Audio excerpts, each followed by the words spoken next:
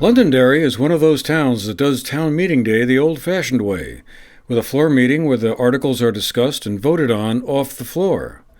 Their meeting will be held at the Town Hall on Middletown Road in South Londonderry on Tuesday, March 3rd, and starts at 9:30 a.m.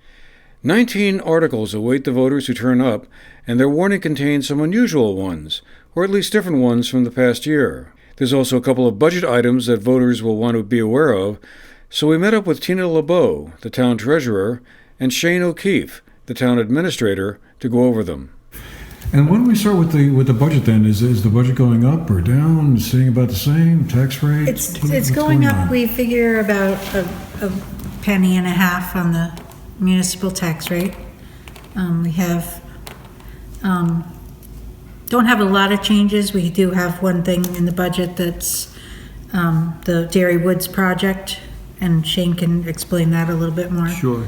That's a culvert project going on at Dairy Woods Road, and roughly $320,000 project. We did get grant funding already of $175,000, and we're therefore looking for the taxpayers to cover the balance, which would be $146,000 and change.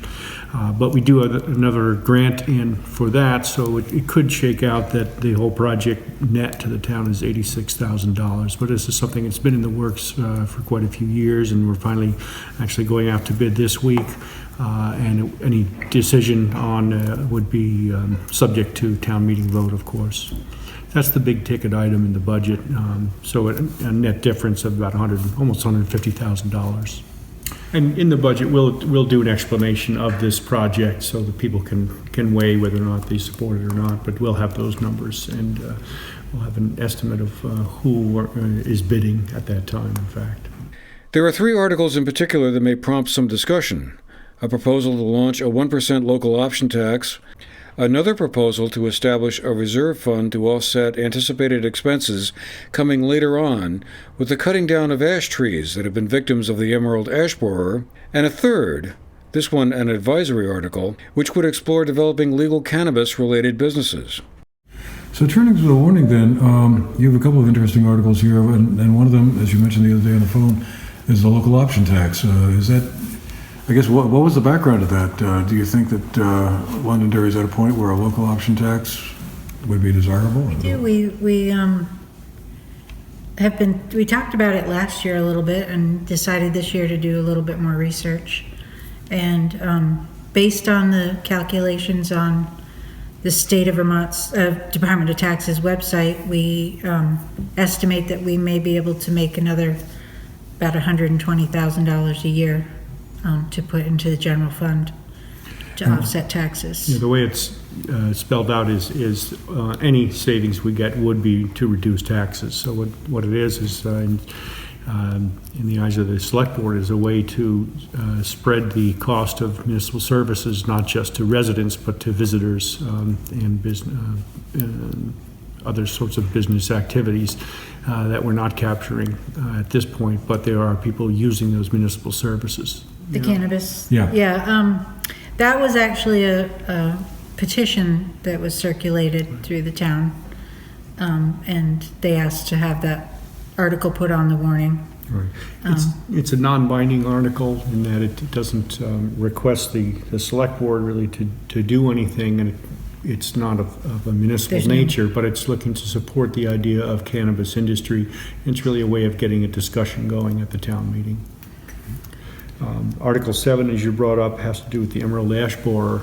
This past year, Londonderry was it was discovered that the emerald ash borer has in fact begun its infestation of ash trees in town, and we're trying to take care of that, be proactive about it. There will be costs involved, and we're trying to take care of those trees as necessary up front before they become an emergency, and they're more expensive to take care of later on. Kevin Beatty in our community is our emergency management director, as well as our tree warden, and he's been on top of this and really been leading the way, not only in Londonderry but in the region, on trying to battle the infestation of the emerald ash borer. Another article would convert the collector of delinquent taxes from an elected to an appointed position. Brought in-house, really, Tina has been handling that in many ways, the in-house part of that for some time, and so it felt to be a lot easier to do it in-house and have people be able to come right here to deal with it as opposed to having an external delinquent tax collector. Voters will also elect several other town officers, including 2 members of the town select board. We have 2 board members who, one board member is not going to be returning, the other one is somewhat on the fence, so there is certainly a vacancy on that board, and so we encourage anyone who's interested to put their hat in the ring. Put together a pretty good budget, and again, the big ticket item is a capital expenditure that's been in the works for a good long time. We've got grant funding for it, so it's a good opportunity to take care of that project now. For the GNAT-TV News Project, I'm Andrew McKeever.